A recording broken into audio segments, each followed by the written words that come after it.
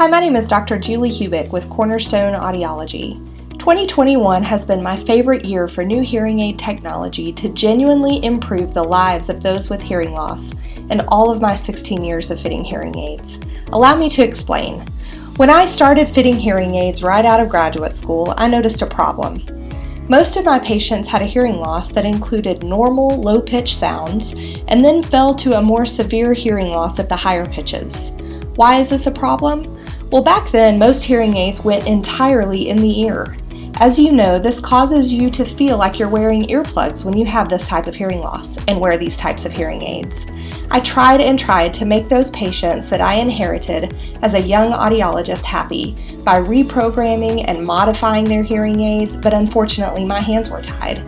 That was until the ReSound Air was released. This hearing aid sat on the back of the ear but included a tiny open tube that carried the high-frequency information down the ear canal without plugging the ear, so that the low-pitch sounds could pass naturally without any trouble at all.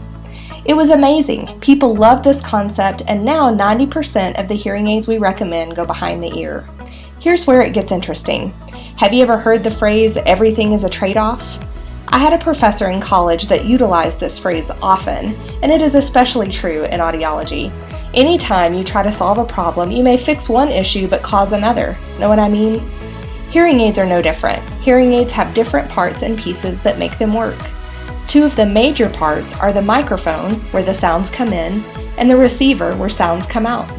When you put all of that behind the ear, you open the ear canal so you hear normal low pitches more naturally, but you give up the outer ear and ear canal's ability to localize sounds, and the brain becomes confused as to where exactly these sounds are in the environment.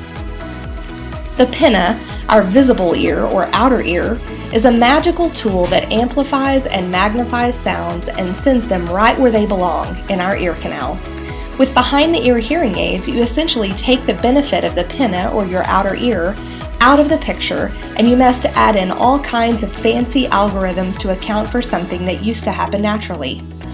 All these years, we have made slight improvements to the technology, but not until recently do we finally have a solution to solve the problem of putting those microphones behind the ear. The new ReSound One has been a game changer, as it now offers something called MRI, which stands for microphone and receiver in the ear. So for the first time ever, there's now a behind-the-ear hearing aid with a microphone and a receiver in the ear. What does this mean to me? This amazing revolution allows patients with sloping hearing loss to experience an open and natural sound, so you can eat Doritos and still have a conversation at the same time, without sacrificing all that the outer ear or pinna brings to the table. Things like localizing sounds, spatial separation, and depth of hearing. What does this mean, and why is it important to you? Well, it means that you can actually tell if a person is in front or behind you that's talking to you in a party. It means that wind noise will be reduced because the microphone is protected in your tiny ear canal. It means that you don't have to move your phone around to find the sweet spot for a phone call because the microphones are behind your ear. The 3 microphones in this hearing aid mean that you have richer, fuller sound quality. And research shows that patients in ReSound One use less effort to listen in complicated situations. We want the absolute best hearing possible for our patients and are always learning and growing so that we may be as informed as possible. ReSound One with the MRI is a great option. It's not for everyone, but for a lot of our patients, it is an unmatched hearing opportunity.